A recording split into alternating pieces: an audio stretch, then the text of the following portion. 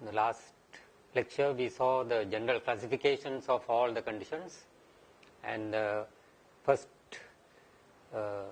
important break in the classification system is between the organic and the functional disorders.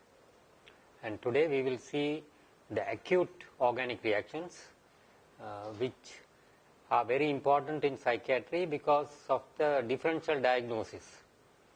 Very often we may get conditions that are not recognized as organic, and may get admitted to a psychiatric ward, and we may need to recognize the acute organic reaction. In addition, acute organic reactions may produce behavioral problems that may need psychiatric intervention. So they are a very important division here, and we will go through it fairly quickly. It is actually should be under neurology or medicine, but psychiatrists should be aware of acute organic reactions, and particularly medical people should generally have this knowledge. Now, acute organic reactions have several names depending on the need and the situation, and also to some extent the country. So sometimes it's called acute confusional state because the main manifestation is the confusion, disorientation, a change in the level of consciousness. Sometimes it's called acute brain syndrome, which is the common term used in the United States because it is something that is a result of disorder of brain function, a gross overall disorder in brain function. And when we try to explain and describe what acute organic reaction is, sometimes it's not good to think about a good example, and we call this a prototype. It's maybe the extreme, but the typical example of an acute organic reaction is a delirium, and we have all seen deliriums in different conditions like typhoid or pneumonia when it becomes very severe, organ failure. So that is very easy to recognize, but sometimes milder forms may not be recognized, and we may miss this important diagnosis. Now, going on to the features, what are the some of the features of organic disorders, and then we look at acute organic disorders. So one of the characteristic, the basis of calling it organic disorders is that it is a disease of the brain. It affects the brain.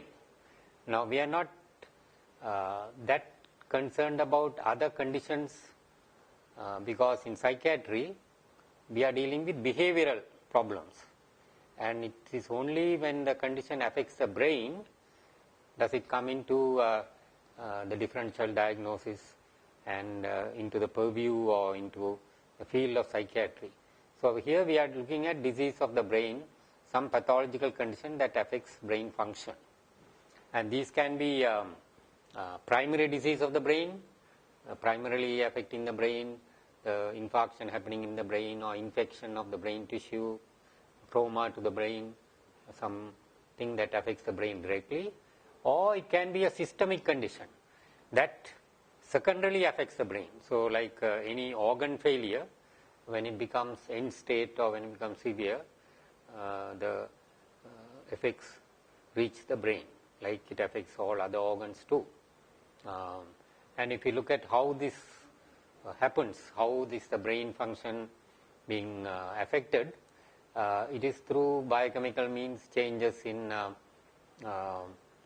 electrolytes, changes in different chemical, can be the carbon dioxide, it can be an excess in ammonia or some waste product. So these can affect brain function. And similarly, it can be electrical disturbances, like in some of the epilepsies, post-ictal, pre-ictal conditions, or severe damage to the brain that causes electrical disturbance, and mechanical. Any tumor, any space occupying lesion by pressure may affect the brain, and that can disturbed brain function enough to cause an organic disorder. So, as I mentioned already, delirium is the prototype, it's a big example, and in delirium also you can see different levels of affection. It can be just very mild, kind of a dulling, clouding of the sensorium, they say. So, the person may be not functioning as usual. There may be slight dampening to full-blown coma. They may be completely comatose. So, that is particularly we see in head injury or any severe type of organ failure or any condition that is very severe can knock out the person's functioning.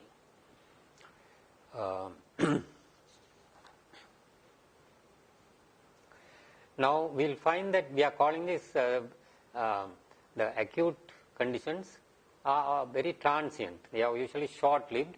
They begin very quickly and usually don't last more than a few days or weeks, and they affect global brain function. So, all the brain functions like cognition, attention, perception, thinking, consciousness, and the psychomotor activity, which are finally determined by different centers in the brain, can be affected in acute organic reaction. And finally, the sleep-wake cycle. We will describe this later on, but the sleeping and the waking pattern also can be disturbed. So, continuing with some of the features of acute organic reaction, we find that different conditions can cause the same type of syndrome that we will be describing, that is change in the level of consciousness and brain function like cognition, attention and so on. But the etiology can be diverse, and we will go into this. So, it is like a common pathway. The final symptom, the clinical picture we see are very similar despite such wide variety of causes. So, it is something that is unique to acute organic reactions. It is more common at the extremes of life, because the brain is maybe much more vulnerable when they are a child or a baby or a very young infant, or in the elderly, where brain function may be already compromised, and just some slight changes can push them into an acute reaction. Now, we don't recognize it so often, but it does happen in the medical wards, even surgical wards. So, it is more common than we realize, and the more we are alert to it, the more that we are aware of the possibility, we will be picking it up, because it's a serious condition and it's good to know that we are dealing, what we are dealing with. So, up to 30%, they say, up to 10 to 30% of particularly more severe type of cases may have a organic, acute organic flavor or aspect to the full-blown clinical picture that you are dealing with. So, it's always good to look at the consciousness and how much person is alert and aware of his surroundings. Another characteristic feature, it fluctuates. The change in the level of consciousness can fluctuate, and it can be worse at certain times of the day, and then the person may be, the consciousness can become clear. And as I mentioned earlier, it is very short-lived, lasting a few days. And the good thing, the good aspect of it is the prognosis is usually good. If you can find the cause and treat it adequately, person will make a recovery, usually a full recovery. So, it's very important from a medical point of view to be aware of the condition, find the cause and treat. That is the main message of this whole lecture. But if you don't find the cause and if you don't treat it properly, mortality can be high, because it's a very serious condition affecting, that it's finally affecting the brain, means that if you don't deal with it properly, person may die from exhaustion, from whatever the pathology that's being that we are seeing. Now, as I mentioned, the etiology. Now, this is there are multiple etiological factors that we may need to investigate and establish, and I don't want to go in detail, but to give you an idea of how many different types of conditions can finally lead to the same syndrome that we are talking about. It's acute organic reaction is very similar, and that is what is so interesting about it. But the etiology can be varied. So we'll start with the systemic conditions because they are much more and much more common conditions that affect the body and then secondarily affect brain function.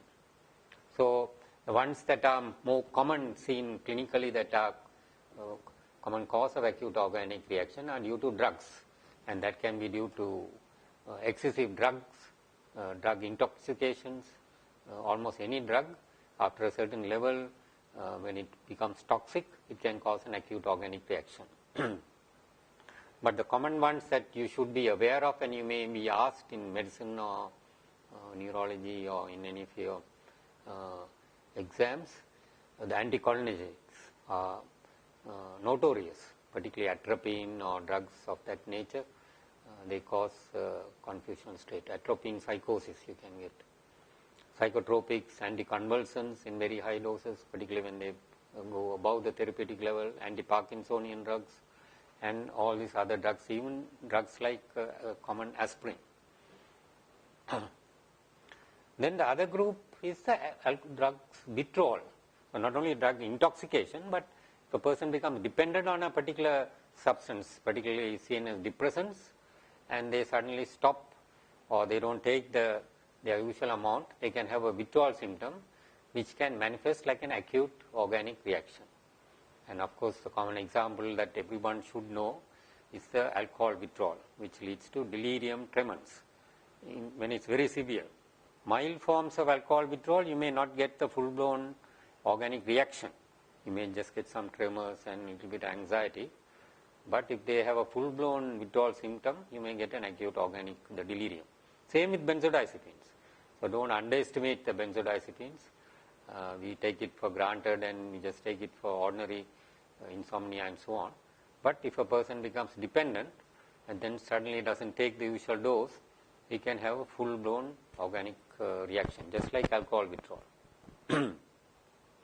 Then very important is the infections and inflammations, particularly at the extremes of life, children and the elderly.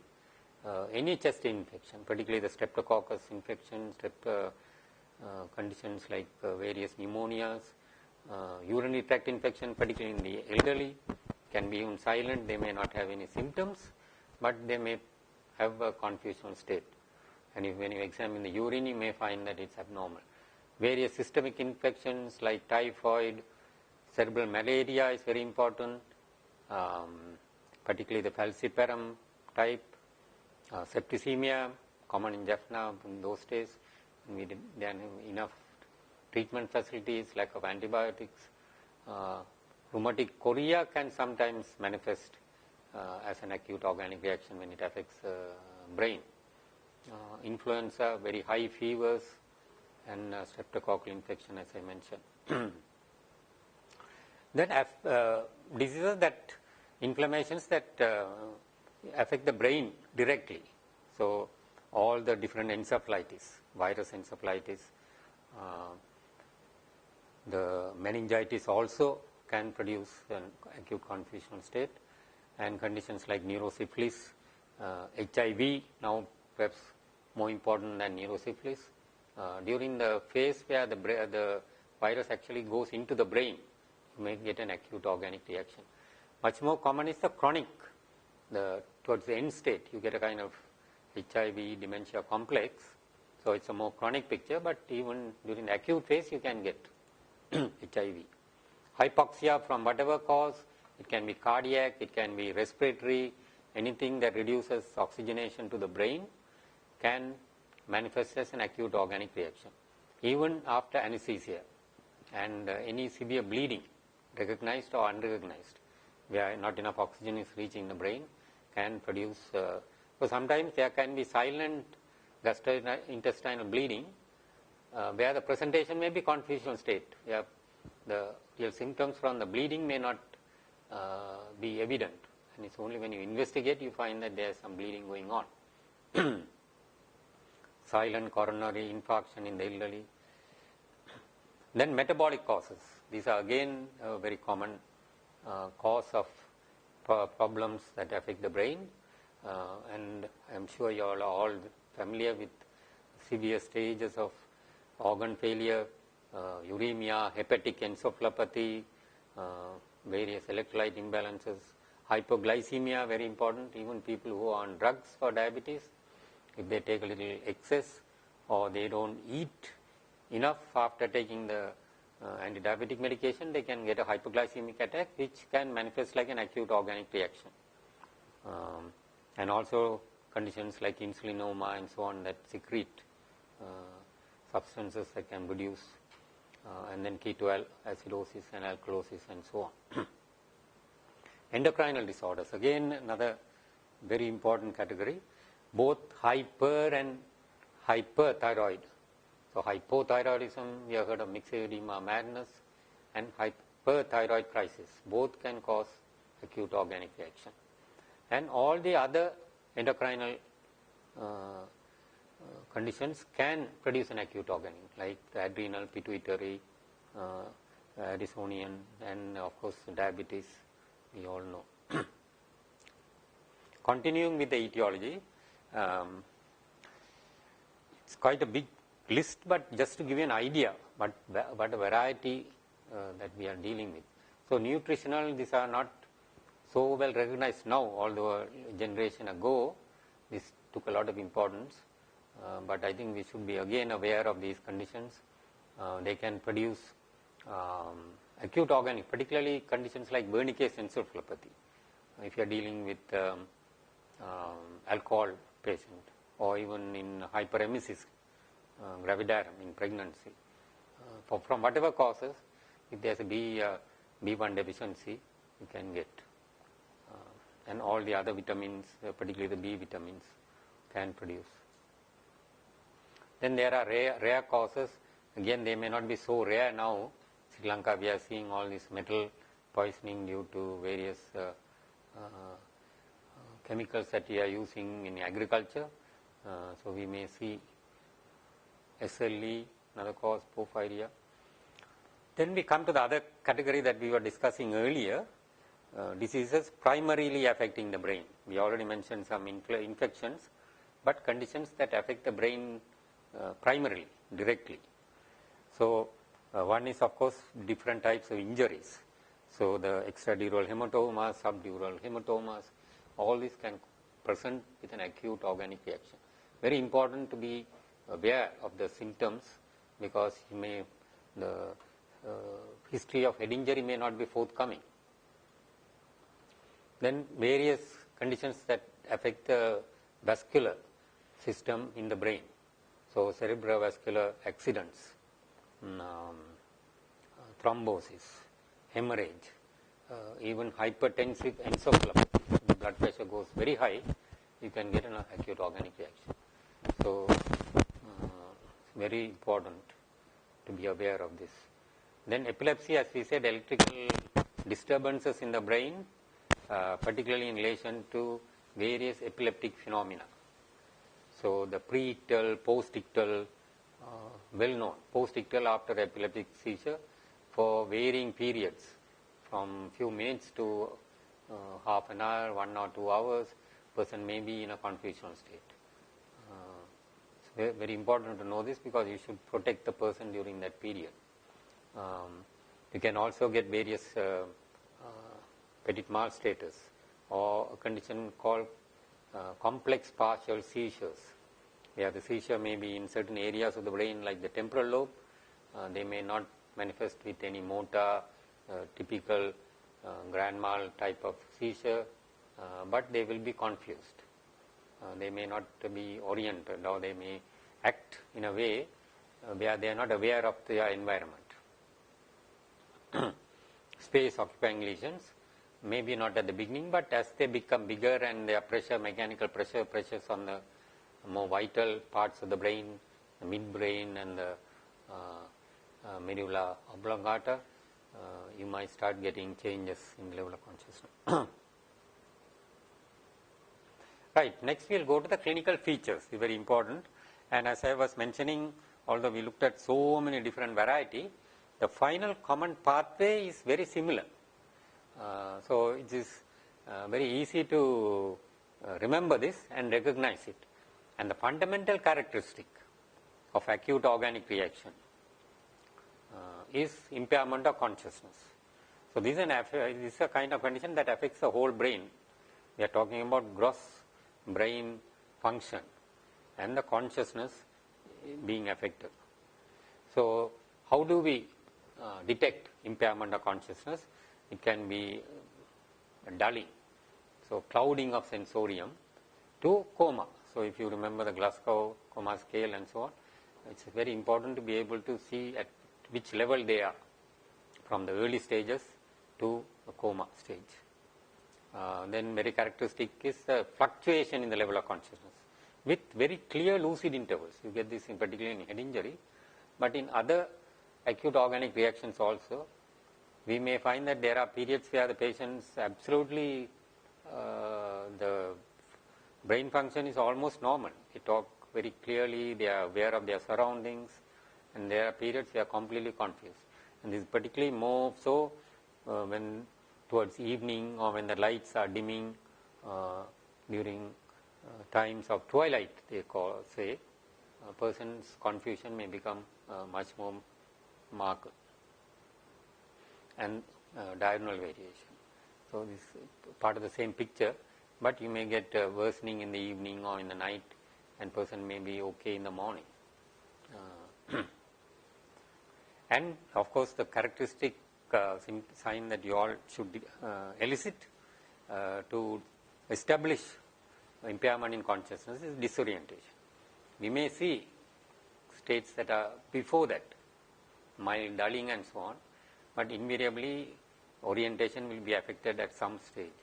So very important to ask or establish whether the person is aware of the time, the place and the person. Then attention and concentration can be disturbed, and they may not be able to cooperate with the whole interview or examination, and they may not be able to concentrate and give you proper answers. These may be the early signs. We should be able to detect changes. Second characteristic feature of all organic conditions that affect the brain, first one being the impairment in consciousness, is memory disturbance. So again, very important to look at this and see whether there are any parts of the brain, recent memory, particularly short-term memory, is there any impairment in that. And sometimes we may not test this specifically, but we might find there are amnesic gaps in the history. A person may not be able to tell you. This is particularly characteristic where we may have missed the acute organic reaction, and later the house officer or intern is writing out the diagnosis card, and they are talking with the patient, and they find the patient doesn't remember what happened when they came in to the ward or some procedure. So that may be evidence that there was an amnesic gap there during that period. But it's much more florid. What we all see and we remember about particularly delirium is the perceptual disturbances. So this can vary from very mild changes in perceptual disturbances like illusions to full-blown hallucinations. So illusions are fairly common.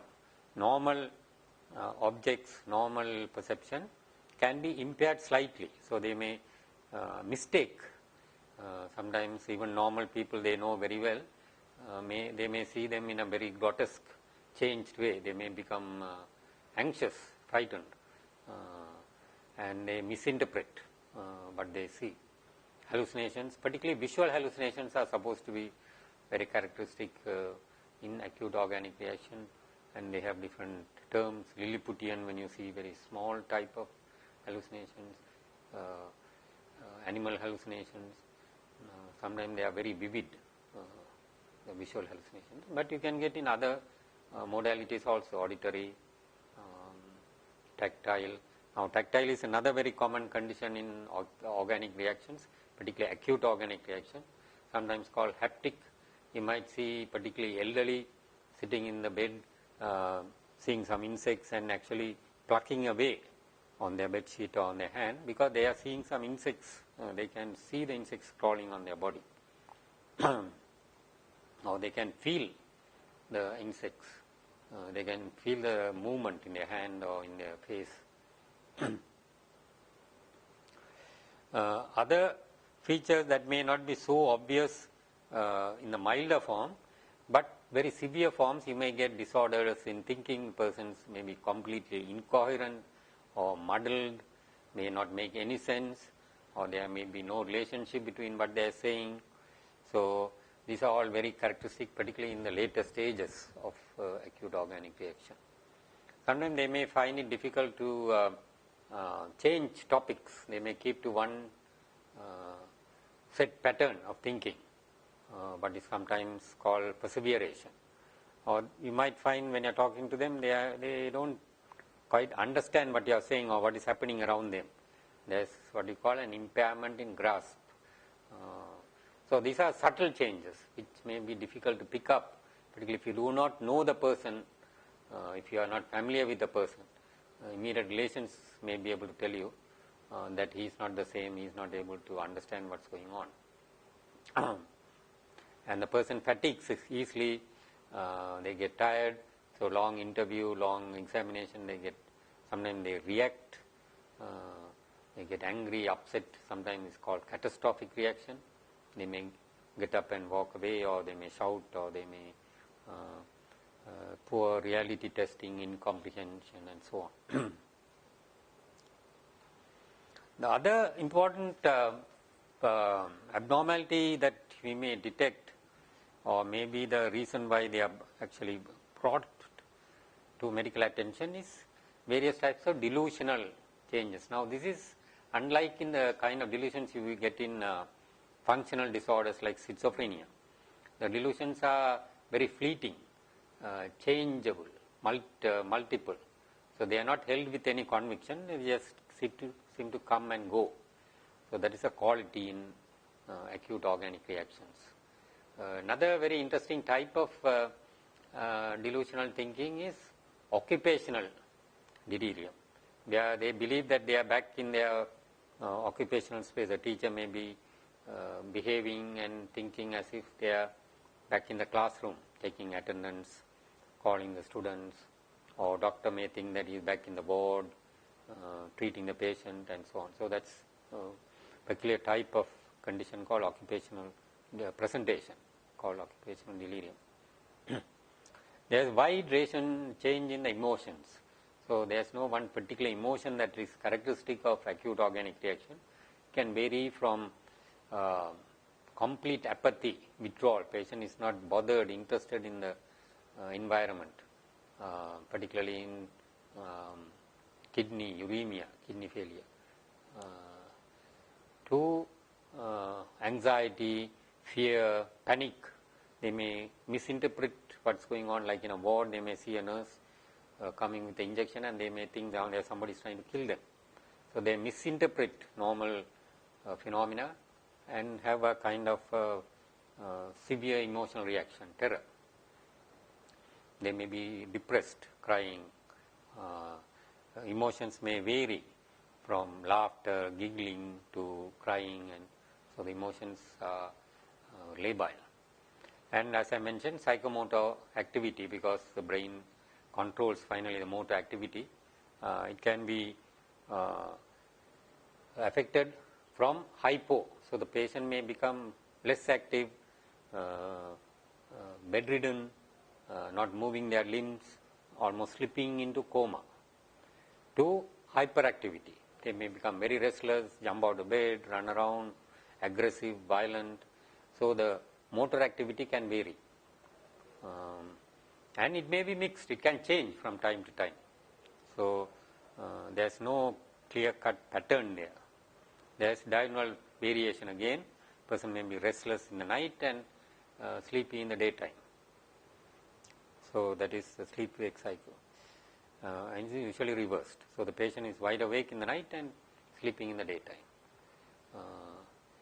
So, this and also I guess we should not, the dreams and nightmares again characteristic, and this is like the dreams and nightmares seem to intrude into their waking life. So, the dreams seem to continue, and this is partly manifested with the severe fear and panic that we see. So, sometimes a person may be acting and behaving responding to some dream content. Right. Now, we will come to the differential diagnosis. This is a very important part, particularly in psychiatry, to be able to establish clearly and to rule it out from other conditions. So, one very common situation there we get acute organic reaction is the person is already having a kind of brain disease. Their brain is already affected, compromised with various conditions, particularly chronic organic reaction like a dementia, and on top of that they may get a slight infection, or there may be a change in the environment. They may be moved to a new place, or somebody dies, or some change, and the chronic becomes acute. So, that is sometimes called acute and chronic. So, when the acute condition clears, you might find the chronic dementing picture there. So, that is called acute and chronic. And it is important to differentiate that from the dementia. Then there are different types of psychotic illnesses, particularly acute schizophrenia. Sometimes acute schizophrenia you can get something called a schizophrenic excitement. The early stages, they may behave and even their awareness may appear impaired. Sometimes you use the term onirophrenia. So, if you try to establish their orientation, you might find that it's impaired. But it's really pseudo. They are actually aware, but because of the acute excitement and other disturbances that are going on in their thinking and in their visual perceptions and so on, it appears that they are. So, it's an important differential diagnosis. Sometimes very difficult to make, and it's always better to consider the person having an acute organic reaction and try to rule out any organic basis before deciding that it may be schizophrenia or some psychotic illness and try to treat. Because if you miss an organic reaction, it can be fatal. While if it's a psychotic reaction, it's always important to rule out possible organic cause, and then you can treat the psychotic condition in time. So, it's always better to err on the side of organicity. And dissociative illnesses, particularly hysteria, hysterical excitement, you might find the person behaving in a confused way, not knowing where they are and what time it is or who they are dealing with, and this is hysteria. But you will find when they recover, it was not an organic, it was not some disease of the brain as such. So, as I was saying, it is very important to establish the diagnosis, and this can be done through the investigations. So, all the routine investigations, you might turn something abnormal. So, the routine WBC, DB, the full blood count, things like blood pressure, blood urea and so on, blood sugar, everything should be checked. So, this is one of the few conditions that I would encourage the full gamut of investigations.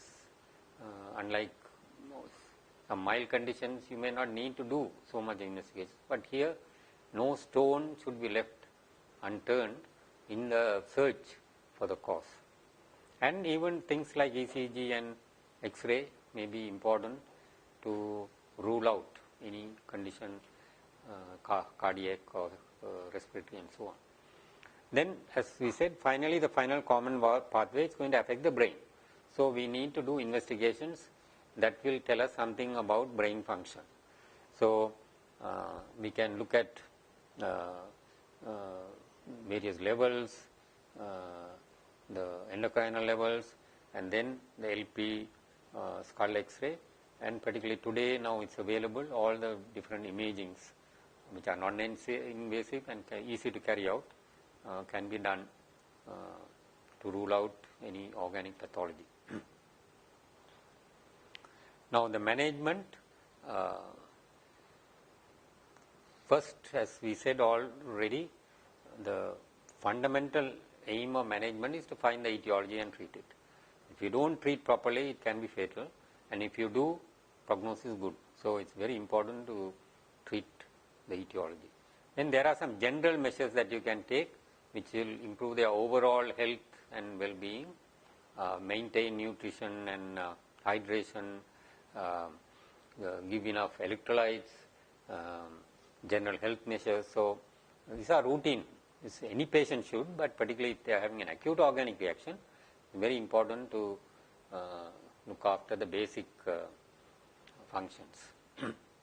Then nursing care, quiet, well-lighted room, because they misinterpret little changes, movements of the curtain or dulling of the light, they can become terrified. So it's very important to keep the room well-lighted, quiet, things simple, nothing complicated, nothing harmful in the environment, to be able to keep them under close observation. So nurse should be able to see the person, do a risk assessment whether they may suddenly get into any mischief, keep the staff same, don't change them too often, because they get used to particular staff and they feel comfortable and they become familiar, and then if you change the staff, they become more disturbed and confused. So it's important to keep, even if staff are changed, better to have one or two who continue from the previous shift. Talk very clearly and give very simple instructions and repeat yourself in a very loud, clear voice.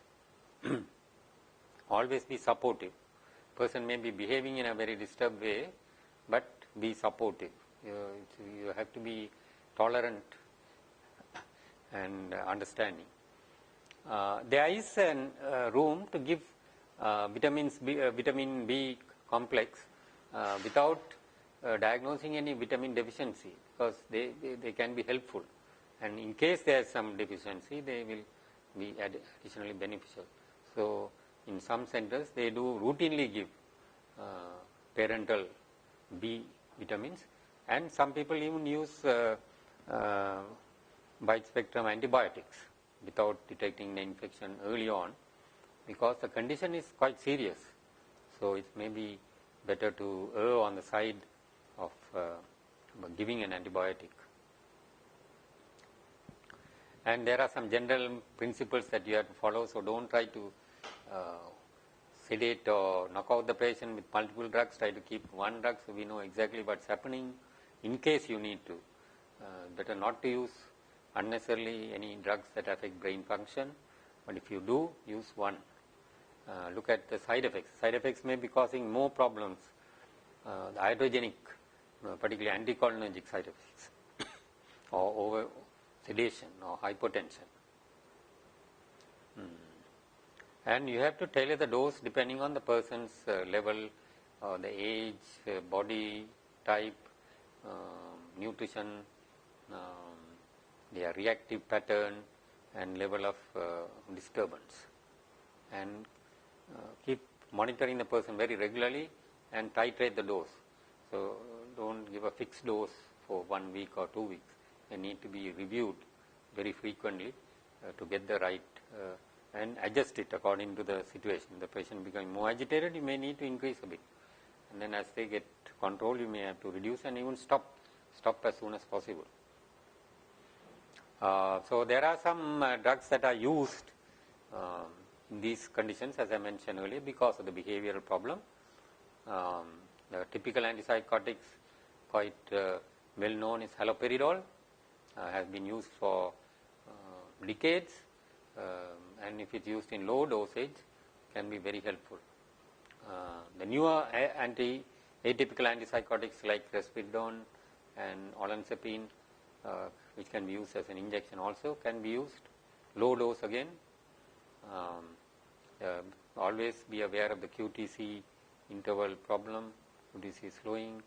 And the benzodiazepines, try to use, if you do need to use the benzodiazepines for sedative property, particularly if they are very restless and motor hyperactivity is a problem or sleep is a problem, use a short acting variety. The long acting variety tends to accumulate with long half lives, so like diazepam and so on, there is a risk.